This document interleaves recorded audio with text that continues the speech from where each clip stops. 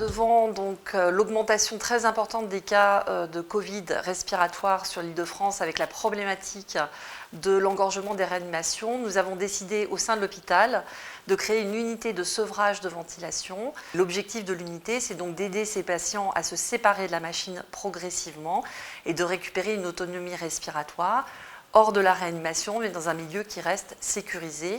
Lorsque nous avons monté l'unité de sevrage de ventilation, nous avons eu la chance d'avoir des collègues rééducateurs qui y participaient, ce qui nous permet de débuter dès la prise en charge dans l'unité de sevrage de ventilation, la prise en charge rééducative pour aider également les patients à récupérer sur le plan moteur et de retrouver une autonomie motrice.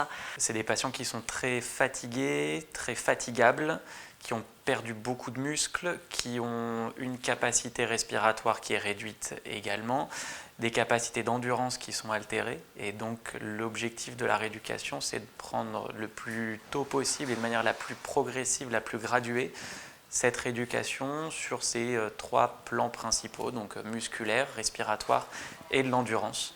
Et on pousse bien dans les jambes. Allez. J'ai pas C'est aidé. parfait. Moi, je vous ai pas du tout C'est aidé. beaucoup mieux. Notre but aussi, c'est que les patients reprennent confiance en eux sans aller trop vite dans leur rééducation pour éviter de faire des marches arrière sur les évolutions qu'ils ont réussi à acquérir.